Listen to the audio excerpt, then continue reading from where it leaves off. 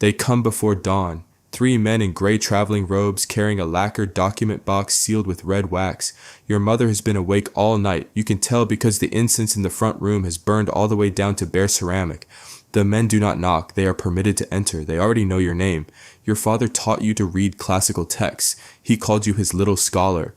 He is standing in the doorway when the registrars file past him, and he does not move, not one step forward, not one word.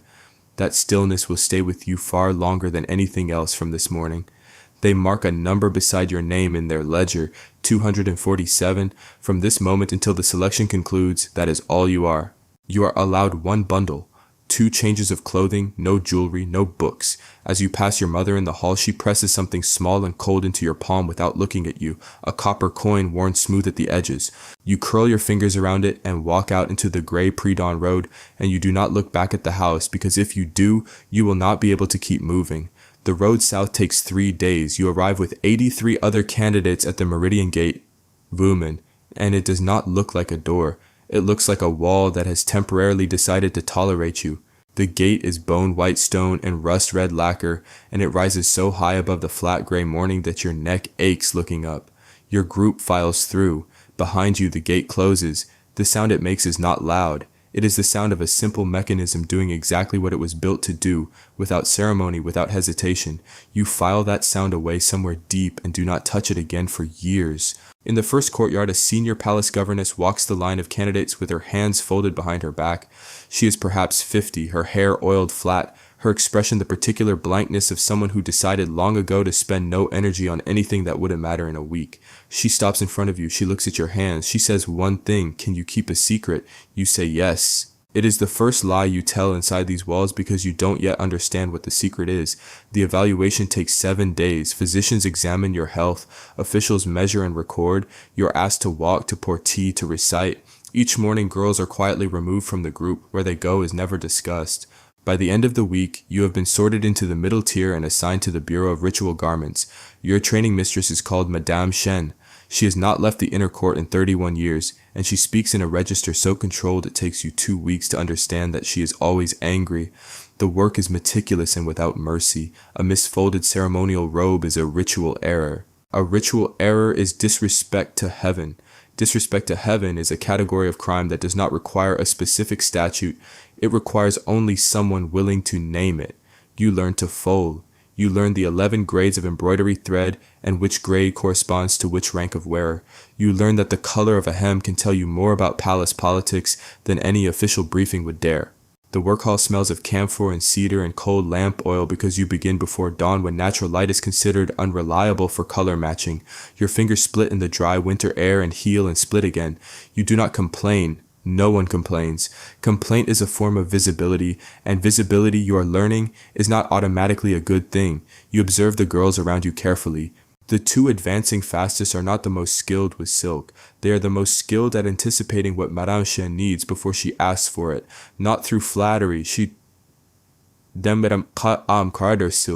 despises flattery, which you can tell because a girl named Mingxia tried it once and was reassigned to laundry detail by nightfall. Through anticipation, pure, calculated, preemptive usefulness. Within 60 days, you are Madame Shen's preferred runner for cross-bureau communications. The assignment is considered routine. What it actually gives you is corridors. And in corridors, there are conversations that people have because they believe no one important is listening.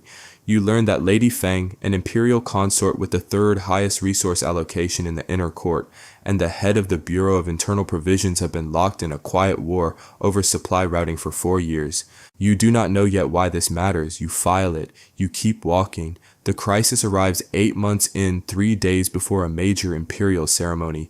12 embroidered ceremonial panels, the emperor's personal commission, are found with a die flaw. The bureau chief is in a controlled panic. The error will fall on Madame Shen. You do not volunteer. You wait until the bureau chief leaves the room, and then you tell Madame Shen that 6 weeks ago the Bureau of Silk Imports received a supplementary shipment that was never fully catalogued, and that the matching thread grade is almost certainly in that stockpile. You know this because you heard 2 import clerks arguing about the paperwork in a corridor 14 days ago, and you remembered. You organize a rotating team and work through 2 nights. The ceremony proceeds without flaw. Madame Shen says nothing to you directly. The following week, your name appears on a different list. You are being reassigned to the Bureau of Imperial Correspondence. It is a significant elevation. You believe you earned it. You are not entirely wrong. What you do not know yet is that Lady Fang has been watching you for months, and your promotion was the move she wanted to make, not yours. Your new role is extraordinary by palace standards. You copy documents, file petitions, occasionally draft minor responses under the supervision of a senior scribe. You are inside the information flow of the court. You begin, quietly and systematically, to build a picture of one specific thing, the conditions under which a palace woman might be released. There are 3 paths: aging past service eligibility, which takes decades, imperial bestowal as a gift marriage to a noble household, or direct imperial release, which is rarer than solar eclipses and requires a level of favor that borders on fiction. The gift marriage track is the only door with a latch. Senior appointment, clean record, the right timing, you calculate. You have always calculated. It is the thing that was supposed to save you. Lady Fang summons you 4 months into your new role. The summons alone is unusual. Routing a request to a low-ranking servant requires burning 3 levels of protocol, which means she spent something to do it. She is gracious when you arrive, her chambers warm and lantern-lit, smelling of chrysanthemum oil and dried osmanthus. She tells you she has been watching your progress. She tells you she has a small request. She wants you to route a specific category of outgoing correspondence through a secondary filing system that delays official logging by 48 hours. She doesn't explain why. She doesn't need to. A 48-hour window means documents that don't officially exist yet. That window is useful to someone who needs 2 days of invisibility for something the official record cannot see. You understand exactly what she is asking. You also understand what refusing her would cost. Lady Fang does not threaten you. She simply lets the silence hold long enough for you to do the mathematics yourself. As you leave, she gives you a small lacquered box. Inside is a single piece of preserved candy jujube. It is the most expensive thing you have ever held. It is not a gift, it is a receipt. You begin routing her correspondence. You tell yourself it is temporary. 4 months later, an imperial audit of the bureau is triggered, not because anyone suspects Lady Fang, because a rival of hers flagged a timing irregularity in outgoing documents.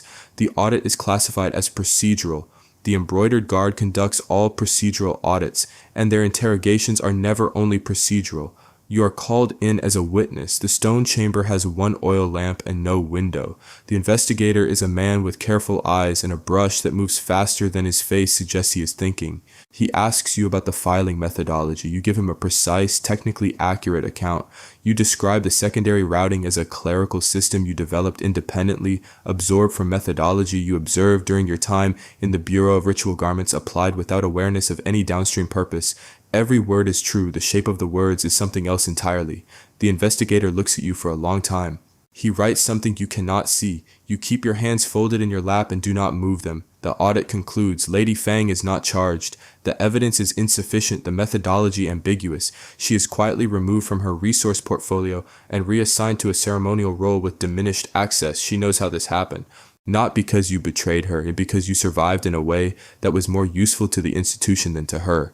In the inner court, that is the same thing. Your own result arrives 2 weeks later. You are promoted to senior correspondence supervisor, one of 3 women holding that role across the entire inner court. The position that makes you eligible on paper for the gift marriage track. The door is right there. You file the petition. The review takes 4 months. You receive the response on a Tuesday, calligraphed beautifully on heavy paper with an official seal. The denial is 17 lines long.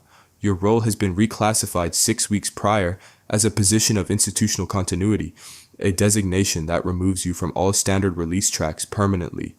The reclassification was applied while your petition was under review. Someone arranged this. You cannot prove who, and you will not spend your life trying, because spending your life trying is exactly the kind of visible, purposeful behavior that gets people reclassified.